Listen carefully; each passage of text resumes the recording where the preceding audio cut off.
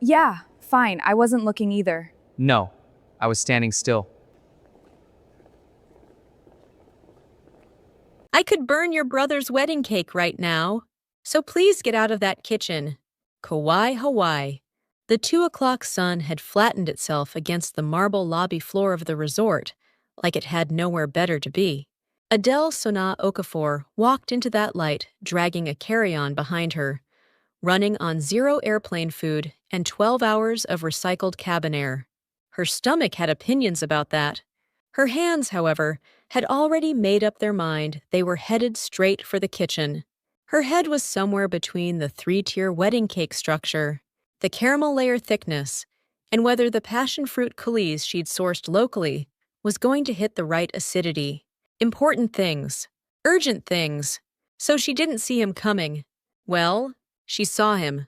For about 0.3 seconds, just long enough to register dark jacket, cup of coffee, and the expression of a man who had never once considered that other people might exist in the same airspace as him. The collision was complete. Her carry-on caught him square in the shin. His coffee grazed her left sleeve. It wasn't hot Americano, stone cold, which was somehow the most unsettling part of all this. He was just standing there, in the middle of the lobby, with a cold coffee, not at a table. The middle of the lobby. He spoke first. "Are you all right?" Low voice, bone dry, the kind of tone that could be an apology or a status check and gave you absolutely no way to tell the difference. Sona looked at her sleeve, looked at him, looked at her sleeve again. Yeah, fine. I wasn't looking either. No, I was standing still. Is he saying it's his fault, or is he not saying it's his fault? He was already turning away. No apology, no handshake, no further comment, just a pivot, clean and decisive. And then he was walking across the lobby toward the elevators, with the unhurried stride of a man who had never been late for anything in his life and intended to keep that record. That bag, though, that is not a resort employee bag. Check in, luggage drop, kitchen, 11 minutes start to finish. By Sona Okafor's standards, that was a slow day. She usually did it in 8. Today, she'd wiped her sleeve twice. The resort catering kitchen was bigger than she'd expected. Wide, bright, good bones. The kind of layout where you could actually think while you moved. In Sona's line of work, that alone was worth something. She opened the walk-in fridge and ran her eyes down the inventory list. The passion fruit she'd pre-ordered hadn't come in yet. The mango was half a crate short. That's fine, as long as it's here by tomorrow morning. I'm not baking until the day after. She was talking to herself.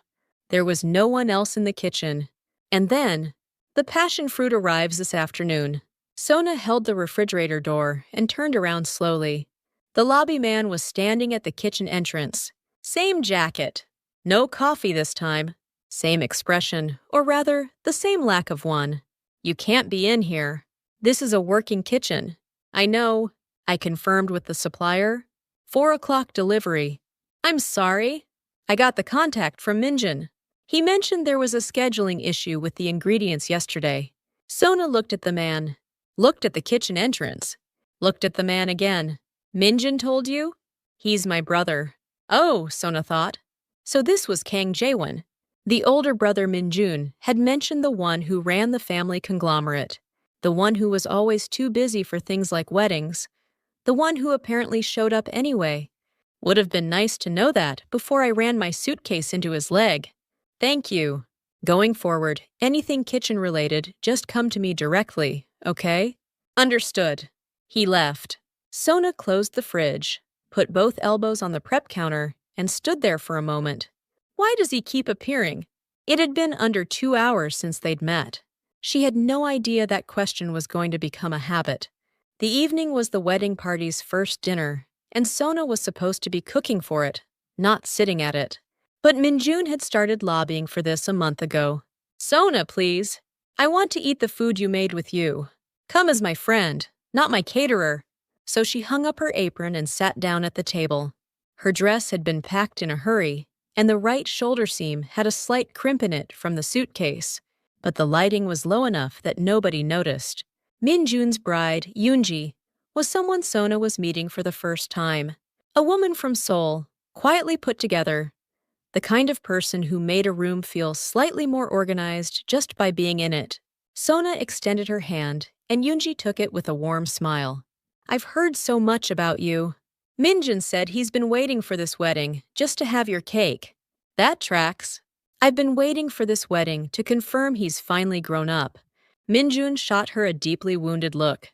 The table laughed. Then Mrs. Kang appeared and settled into the seat beside Sona, with the energy of a woman who had already decided they were going to be friends. She took both of Sona's hands in hers before Sona could even say hello. "These are the hands that make the cake? They're so small." "Small hands are precise hands, Mrs. Kang." Mrs.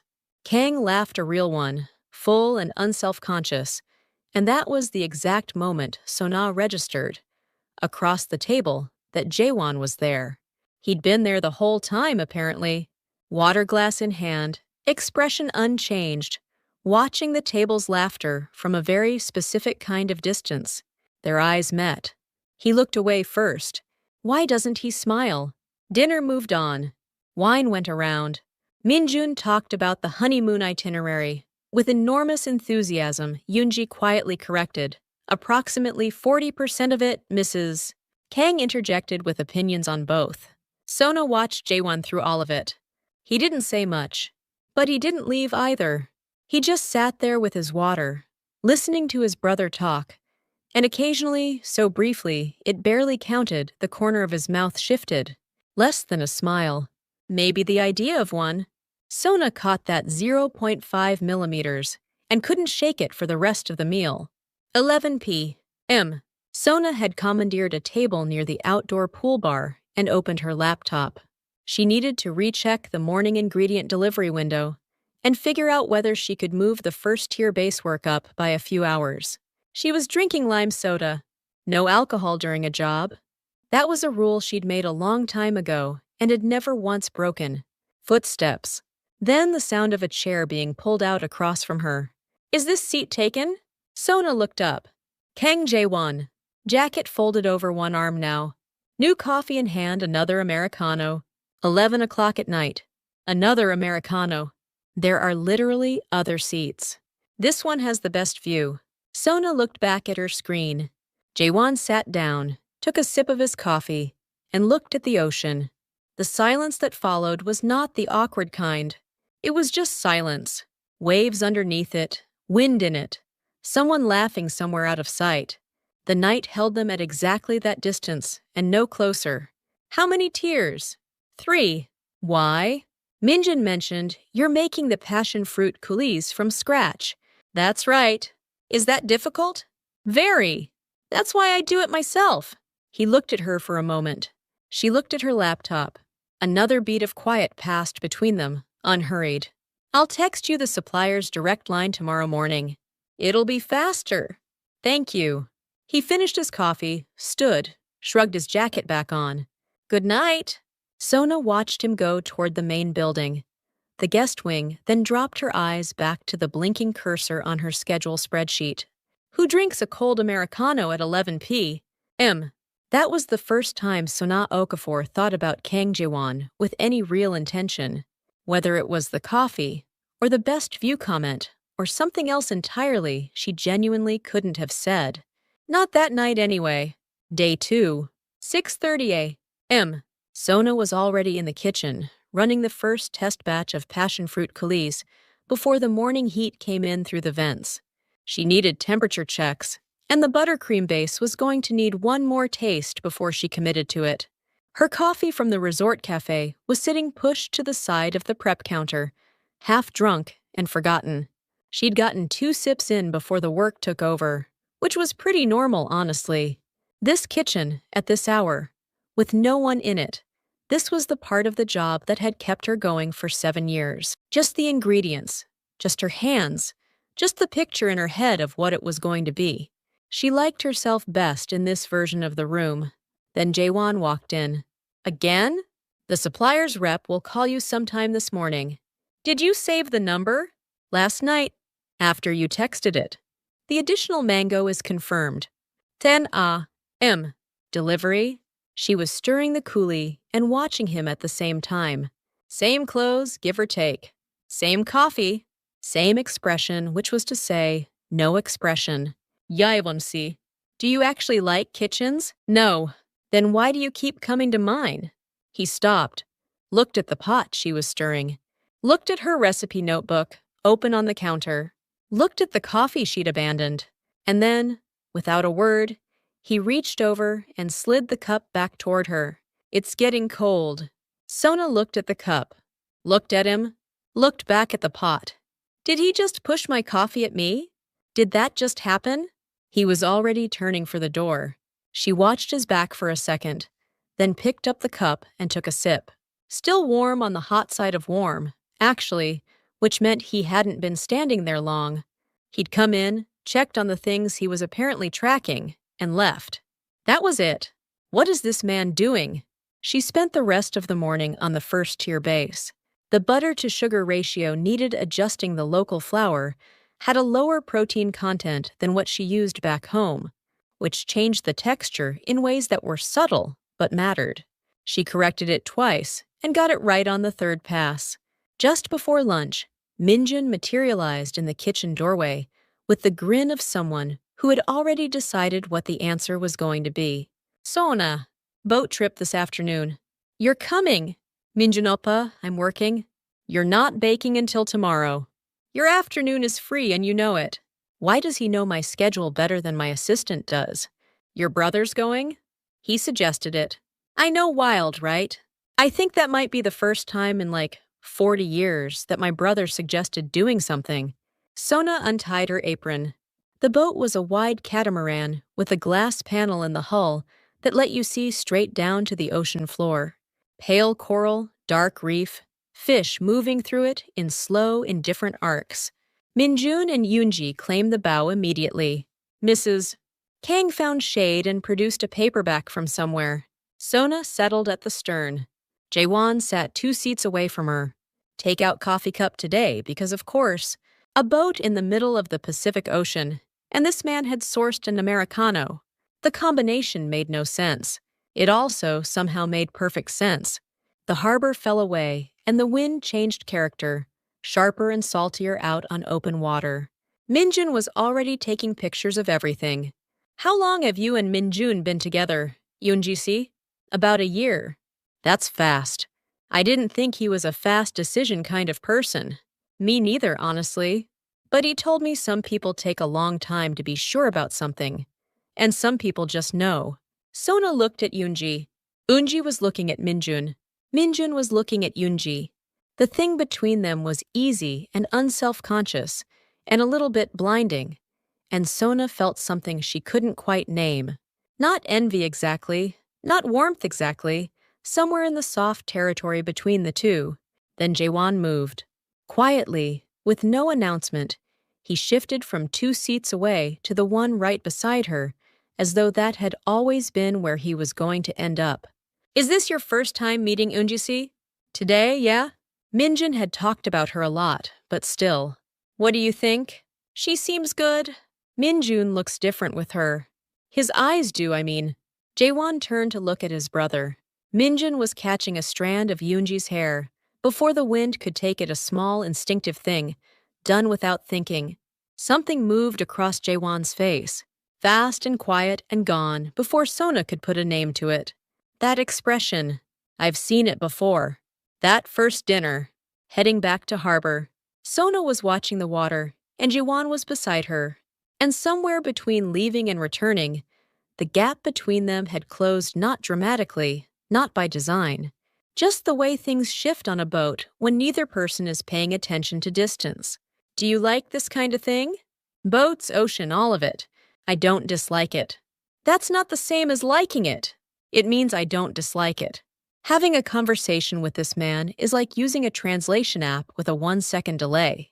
Sona laughed barely, almost no sound to it. But he caught it. What? Nothing. Just nothing. He looked at her for a moment, then back at the ocean. And then, so small it almost didn't happen, the corner of his mouth moved. 0.5 millimeters. The exact same fraction she'd clocked at dinner on night 1. She caught it again. She was starting to think she was always going to catch it. He has a smile in there somewhere. That was the problem, it turned out. Nobody knew it at the time, least of all Sonai. But that 0.5 millimeters had just quietly started doing something to the very solid professional wall she'd built around herself. Third morning, Sona finished the second test run of the passion fruit coulis before 9. And this time it was right, the acidity and sweetness had found each other, and the color was a deep, true gold. She stood over the pot and felt the particular satisfaction of a problem that had finally agreed to be solved. Then Yunji pushed the kitchen door open, and Sona waved her over with a spoon. Perfect timing. Come taste this. Yunji leaned over the little tasting spoon Sona offered her, took it, closed her eyes. That's incredible. How does it taste like that? Local passion fruit. Makes a difference. Yunji smiled. Then she didn't. She had the look of someone who'd come in with something to say and was deciding whether to say it. Sonasi, have you gotten close with Jaewon Appa? Not close, exactly. He's been helping with ingredient logistics. I see. Something shifted in Yunji's voice. Sona noticed. Do you know him, Yunji-si? A little. A little. The word landed flat in a way it shouldn't have. Sona set the spoon down and looked at her.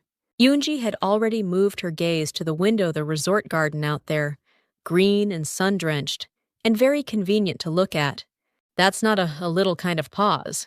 That afternoon, Sona asked one of the long-tenured resort staff a casual question: did the staff tend to remember guests who'd stayed here before? The woman smiled and said, well, sometimes. And then Sona found out. 7 years ago, there had been a wedding at the resort's sister property on the island. The groom was the eldest son of a Korean conglomerate family. The bride hadn't shown up. Not a call, not a note, she just wasn't there. And the groom had stood at the altar alone while all the guests watched and didn't know what to do. Kang Jaewon. Sona said the name quietly in her head and thought about Yunji's face. Thought about the way she'd said a little with that particular weight behind it.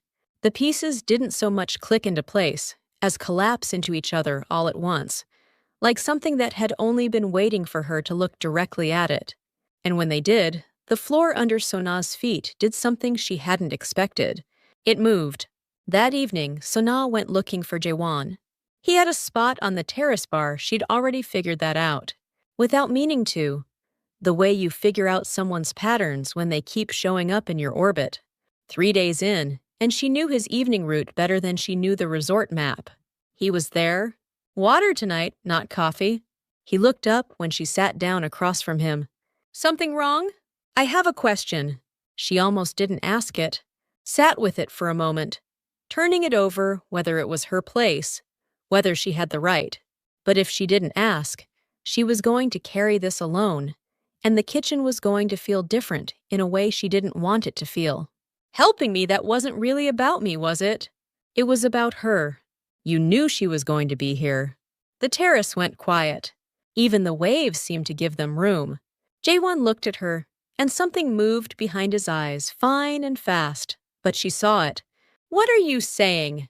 Eunji-si, the bride? She was your fiancée. 7 years ago. He set his water glass down, slow and deliberate. Sona watched his hands. They were completely still, which somehow told her more than shaking would have. How did you know that? Resort staff. Old news here, apparently. This island remembers things. He didn't say anything. Looked out past the railing at the dark water beyond. Did you come because she was going to be here? To see how she turned out? No. Then why? He turned back to her, and the expression on his face was different from anything she'd seen from him in 3 days. Not cold, not warm, but the exact look of a man standing at the edge of a decision. Come to the kitchen tomorrow morning. I'll tell you then. Sona didn't push. Jaewon stood, and this time there was no good night. He just left, steady and unhurried. The way he did everything. She sat alone on the terrace and listened to the water. The wind moved her hair. A light somewhere in the resort blinked once and steadied. Tomorrow morning. She didn't sleep well. It had nothing to do with the cake. Day 4, 7A. Sona had the second-tier base dough going before the kitchen lights had fully warmed up. Her hands were working. Her head was still somewhere on the terrace from the night before, turning over what Jaewon had said tomorrow morning, and finding it wouldn't sit still long enough to be put away. 8 o'clock exactly. I'm here. She didn't look up from the dough. Jaewon came to stand across the prep counter, both hands resting on the edge. No coffee today. That alone felt like a different version of him. I'll answer your question from last night. I'm listening. I came to Minjun's wedding because it's my brother's wedding, not because of Yunji. And the ingredients? The supplier contact? The extra mango? Moving on all of that from the start. Minjun told me that his friend had come alone to do everything herself, that if she needed help, she'd never ask for it from me. Sona's hands went still in the dough. That's all? No. He stopped. Looked at her recipe notebook, the dense handwriting, the crossouts, the numbers written and erased and written again. He looked at it like it told him something. 7 years ago. 3rd Saturday in May. What? Hanamdong. Riverview Hall. A wedding. I was a guest. Sona looked up at him. He was still looking at the notebook. There was a cake. 3 tiers. Fresh flowers on top. Passion fruit. Her hands went cold. That was me? I don't know. I never asked who made it. But when Minjun told me his friend made passion fruit cakes, I thought it might be the same person. 7 years ago. Hanamdong. Passion fruit? She reached back for it. 7 years ago was when she'd first started taking solo commissions, underselling herself to get the work, doing everything for half what it was worth, just to have the chance. Passion fruit. Hanamdong. May. I remember that wedding. Do you? Almost every guest left the cake, but one table cleaned it out completely. I noticed after the fact, went back to check which table it was. Jaewon looked at her. Table 7? Table 7. A short silence. The sound of the ocean came through the kitchen window, like it had permission to be there. That was me. Sona didn't say anything for a while. Neither did he. The recipe notebook sat open between them on the prep counter, and neither of them looked at it. So you've known who I was since before we got here. I didn't know.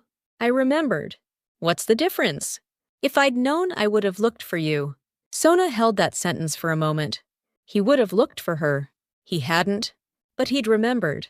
And she was starting to understand that this man had built his whole life in the space between those two things, carrying something quietly, at a distance, without letting it move him. Why did you eat the whole cake? At table 7. It was good.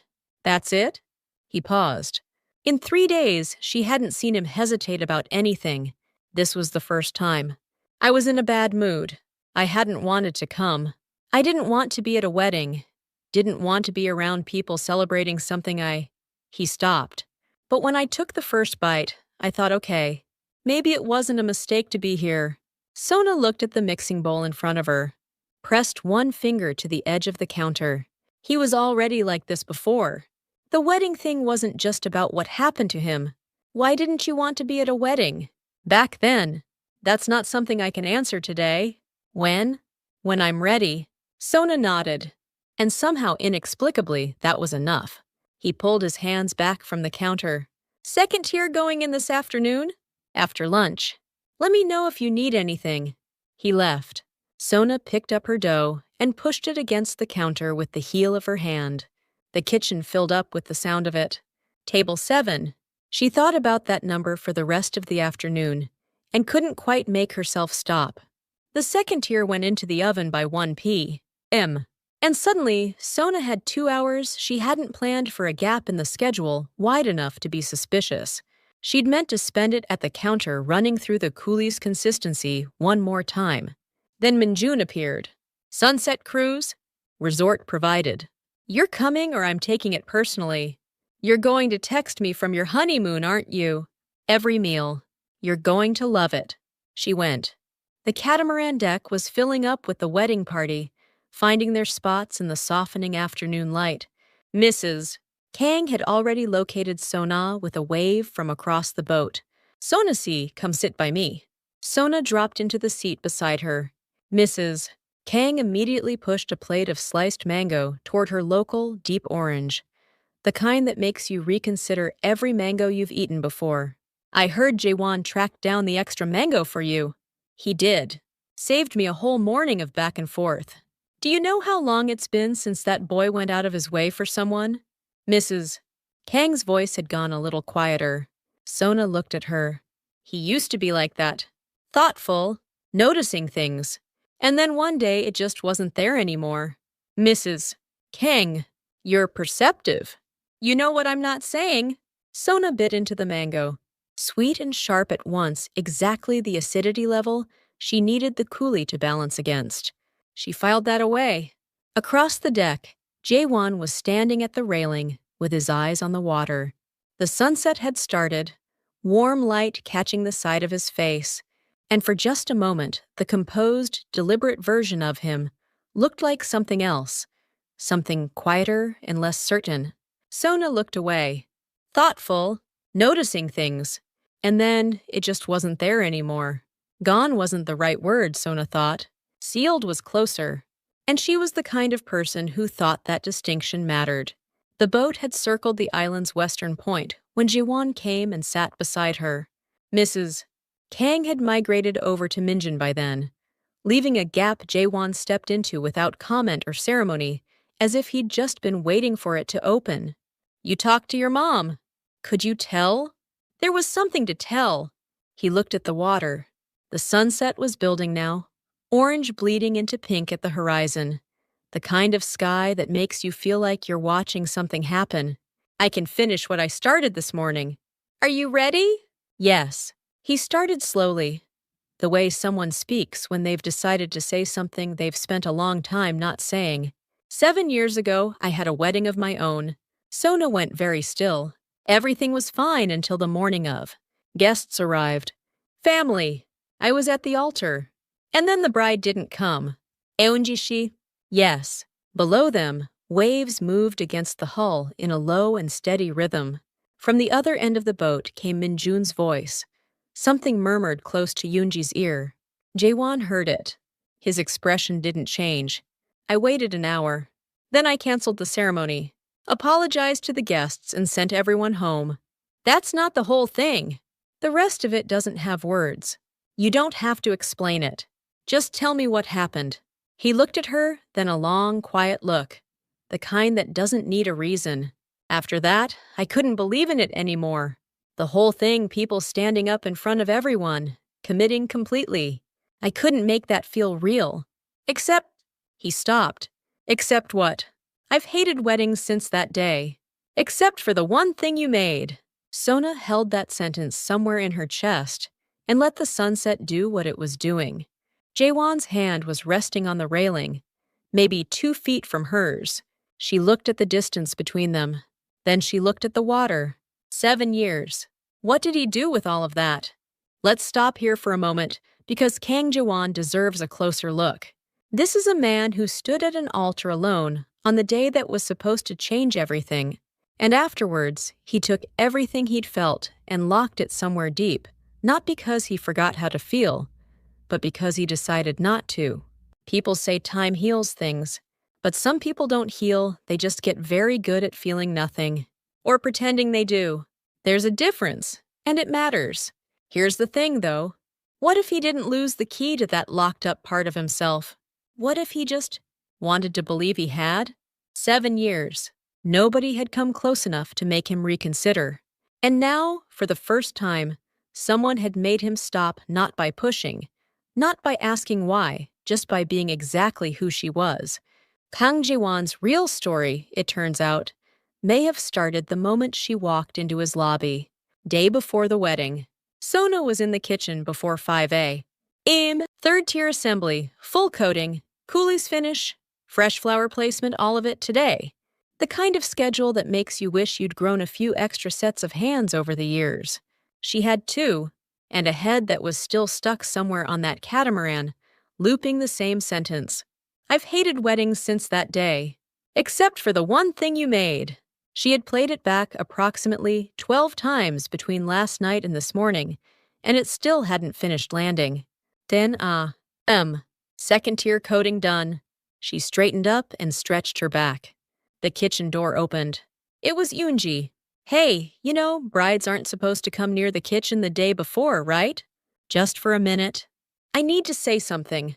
Her voice was off, low and careful, in a way Sona hadn't heard from her before. Sona set down her pastry brush and gave her full attention. I reached out to Jaewon Appa yesterday. I'm sorry. Asked to meet. Said I had something to tell him. Sona's hands found the dish towel on the counter and set it down. I wanted to tell you. I didn't want it to be something you found out without knowing. Eunji-shi, you don't owe me an explanation. I'm the caterer. I know. But I can see that you and Jaewon Appa have. I just wanted to be honest with you. Sona held still, breathed. What did you want to say to him? That I'm sorry. For 7 years ago. I think he's still carrying it. And I never gave him a proper apology. I need to do that. Sona looked at her. Yunji's eyes were unsteady in a way that wasn't performance.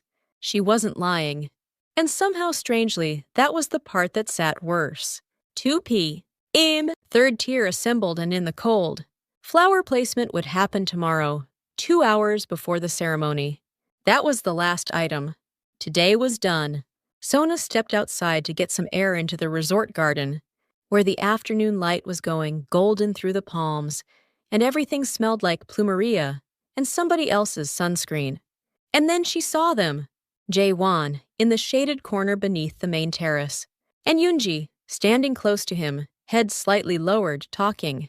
Sona had come from the wrong angle she could see them, but they couldn't see her, and the distance was too great for sound. But she could read faces. She could always read faces. It was practically a job requirement. Yunji's expression was earnest and pained.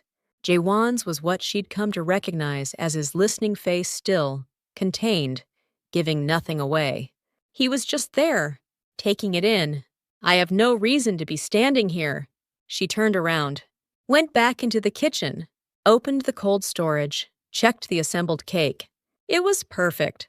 3 tiers, clean lines, exactly what she'd designed. Her hand was shaking on the door handle. She noticed and didn't let go. The cold of the metal was very specific and very present, and she focused on it. I'm a chef. I came here to make a cake. The refrigerator hummed. The kitchen was quiet. Sona stood there in the cold and felt the shape of something she'd been trying very hard not to feel for the last 4 days, pressing up against the inside of her chest, like it had somewhere to be. Rehearsal dinner, 7p. Sona had finished the dessert plating and was standing at the edge of the kitchen pass, monitoring the service timing. The dining room was warm and loud with laughter, and someone's very enthusiastic grandmother who had opinions about the floral arrangements. Jaewon was at the far end of the table next to Minjun. Sona clocked him when she scanned the room, which she told herself was standard front-of-house habit. He saw her at the same moment, and then he was walking over. Finished the assembly? This morning. Just flowers left tomorrow? Good work. Sona nodded. He stood beside her, and they both looked at the room, Minjun leaning over to say something in Yunji's ear. Mrs. Kang refilling wine glasses without being asked. You saw us. This afternoon? For a second. I saw her too. This afternoon. Sona kept her eyes on the dining room. Did it go okay? What do you mean? The conversation. Did you get through it? Sona-si. He turned toward her. She didn't. Are you misreading this? There's nothing to misread. I'm the chef. Sona-si. Dessert service starts in a few minutes. I need to go. She walked back into the dining room. Jaewon stayed where he was. She didn't look back. She knew better than to look back. Because looking back meant he'd see her face, and she knew exactly what her face was doing right now. Past midnight. The rehearsal dinner had wrapped up. The resort had gone quiet, and Sona was in the kitchen, reviewing tomorrow's flower placement order. Her hands were moving because they always moved when there was work to be done. And if her hands were moving, she didn't have to think about the afternoon. The kitchen lights would have been visible from the garden. Someone noticed. Footsteps. Sona didn't look up. The lights were on. Working. I know. He came in, stood across the prep counter. Sona kept writing. Meeting Yunji this afternoon, she apologized. Said she panicked 7 years ago. That she ran. I listened and I told her it was all right. That's the whole thing. Jaewon, see, you don't need to explain yourself to me. I want to. Sona put the pen down. She said she was scared. That she wasn't brave enough. I heard her. And then I thought, if anything, what happened that day was… He stopped himself. Was what? I didn't know, until now, that the person I'd been waiting for was you. The kitchen went absolutely quiet. Just the hum of the refrigerator, steady and indifferent. Sona looked at him. Jaewon was looking back at her. And for once there was nothing being managed in his expression. No careful distance. No measured neutrality. Just him. Do you hear what you're saying? Yes. I'm a chef from New York. I check out the day after tomorrow. I know. We live on opposite sides of the world. I know. He knows all of it, and he's still standing there. Sona's hand was on the prep counter. Jaewon reached across and covered it with his slow and deliberate, the kind of gesture that doesn't leave room for taking it back. She looked down at his hand over hers. It wasn't cold. Not like the refrigerator door. Not like the metal handle she'd been gripping that afternoon. Something in the warmth of it started somewhere in her palm and moved up. And she knew where it was going. She'd known for a while now. Kang Jaewon-si. Yes. I'm really scared right now. Same. They stayed like that for a long time. Kitchen lights overhead, prep counter between them, hands touching. The waves came in. The resort slept. And Sona Okafor's heart was doing something so loud, she was privately amazed she was the only one who could hear it. Wedding day.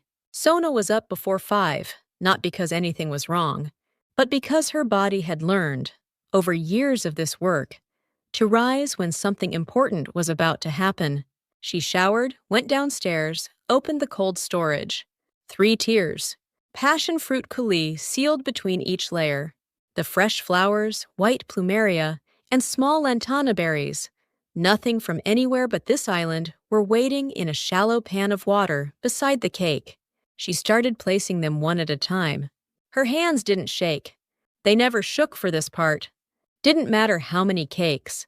How many years her hands always went completely steady when the final work began.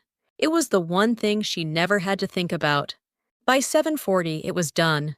She stepped back and looked at it the way she always did at the end, one full step back, one real look.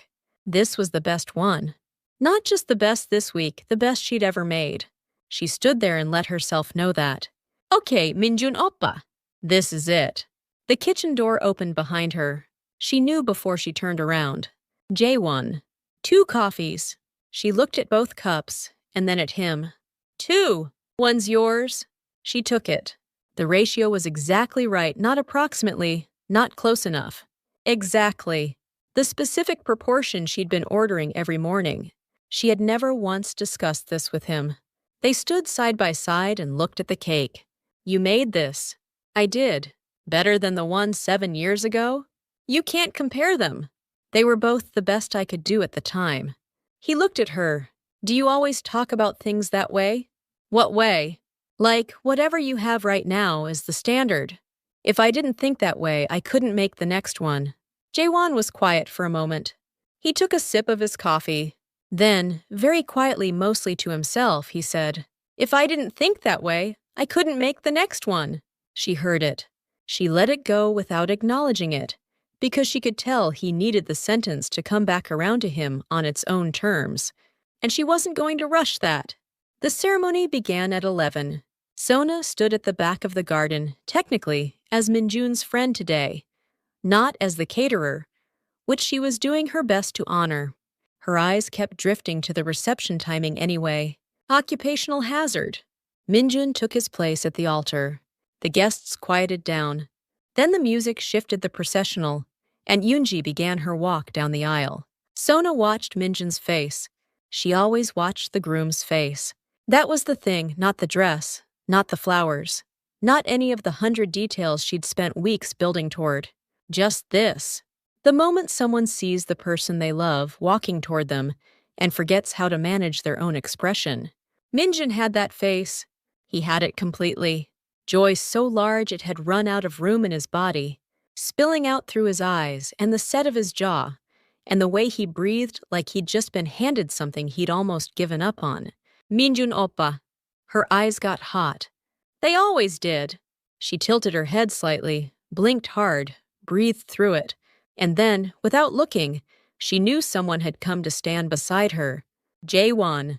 At her shoulder, his hands were clasped loosely in front of him, and he was looking at his brother, and something on his face was doing what she'd been watching for 4 days and never quite seen. Fully, it was open, unmanaged. A man watching the person he loves most in the world choose completely and being quietly taken apart by it. He felt her looking and turned. He saw the tears she was technically not having.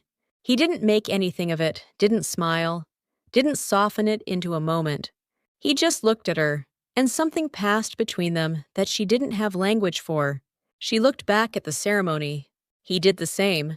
They stood there together for the whole of it. Somewhere during the vows, Jaewon's hand found hers, not reaching, just arriving, the way it had last night in the kitchen, like it was simply where it belonged. She held on. As long as I'm standing next to you, there won't be a single day you feel alone. Sona's hand was in Jaewon's hand. The plumeria arch swayed in the ocean breeze. Somewhere far below the garden, the waves kept coming in. She didn't want the moment to end. That was the only thought she had. Reception. The cake went out to the center table, and the crowd gathered around it the way crowds do when something is genuinely beautiful, and they want to stand close to it. Someone asked where they could order one. Minjin told them my friend made it, actually with the pride of someone who has been waiting to say that. Sona watched from the side of the room. Mrs. Kang materialized beside her. Sona, see, it's almost too pretty to cut. You have to cut it. That's the whole point. It's not a decoration. Is that your philosophy? A cake is only a cake if someone eats it. Otherwise, it's just a very beautiful object that's going to go stale. Mrs. Kang looked at her for a long moment, and then smiled in the particular way of a woman who knows something and is enjoying knowing it. That's exactly how I feel about Jaewon. You can wrap something up as tight as you want, but eventually you have to let it be used for what it's for. Mrs. Kang. I didn't say anything. She was gone before Sona could respond, drifting toward Minjun with remarkable efficiency. Sona watched her go, laughed quiet to herself, and then looked up and found Jaewon across the room, already looking at her. This time, she didn't look away first. Late evening. The reception was winding down, music still playing. The last of the toasts already given. The dance floor thinning out to just the diehards. Sona slipped out to the ceremony garden, where the morning had been. The guests were long gone from this part of the resort. The plumeria arch still stood in the low evening light, quieter now, bigger somehow, the flowers going pale silver as the day left them. Sona took her heels off and stood in the grass in front of it. Footsteps. She didn't need to turn around to know. Jaewon, jacket button undone at the top. For the first time in 5 days, his hands were completely empty. No coffee, no phone, nothing. He came and stood in front of her. Found you. I wanted to see it in the evening light. I'd only seen it this morning, when I was doing the flowers. I was curious, and better than the morning, which makes no sense. He looked at the arch, then at her. I have something to say. So do I? You first. No, you. He took one step closer. The plumeria smell was everywhere. When I get back to Seoul, I want to keep in contact. I don't live in Seoul. I know. New York. You already knew that. Minjin told me. Early on. I want to stay in contact. From New York. How often? As much as I can. What does that actually mean? A lot. Sona looked at him. This man's face had taken her 4 days to learn, 4 days to understand that. What looked like cold was actually careful. What looked like closed was actually waiting. And now she couldn't imagine having seen it any other way. I've made 84 wedding desserts. I think it's time I put you on my table. Something happened to his face. Not zero point 0.5 millimeters this time, all of it. Every last piece of the expression she'd been waiting 5 days to see came through at once. He took her hand the way he had in the kitchen last night, the way he had during the ceremony, like it was the most natural conclusion in the world. And then Sona laughed. Not a polite laugh. Not a deflecting laugh, a real one. The kind that comes out of you before you decide to let it. He watched her laugh like he was filing something away. The plumeria arch held them in its shadow. Somewhere down the hillside, the ocean was doing what it always did. And Kang Jaewon, who had once stood alone at an altar and drawn all the wrong conclusions, stood right where he was, and for the first time in 7 years, did not want to be anywhere else. Weddings exist to celebrate someone's beginning, but sometimes, not often, not by plan, they become the beginning of something else entirely. A woman who came to make a cake, leaving with something she hadn't packed for. A man who had kept his heart in cold storage for 7 years, finding that the lock had always been on the inside. That's what 5 days in Hawaii turned out to be, for the two of them. Not the ending of the story, just the place where it started. So what does this story leave us with? Here's what I keep coming back to. Healing doesn't happen because time passes. Time just passes. It's indifferent. It moves through you the same, whether you're getting better or just getting better at pretending. What actually opens a closed-off heart is a person. Not the right words. Not a grand gesture, just someone who doesn't pound on the door, doesn't demand to know why. It's shut, but simply stands outside it and stays. That's what Sona did for Jaewon, and it's what he did for her in his own quiet, slightly maddening way. He didn't push. He didn't explain himself or ask her to explain herself. He just pushed her coffee back across the counter. He just showed up at a lit kitchen window in the middle of the night. Turns out the bravest thing you can do for someone isn't trying to change them. It's making space for them to breathe. And one more thing. These two first ran into each other in a hotel lobby, but they didn't actually meet until they both decided to look at each other clearly without the armor, without the distance, without the convenient story about why this wasn't a good idea. That moment is strange. It never announces itself. It could find you in a Hawaiian breeze, or a late-night kitchen, or if you're Sona and Jaewon, somewhere in the middle of a slowly cooling Americano. This story is a work of fiction,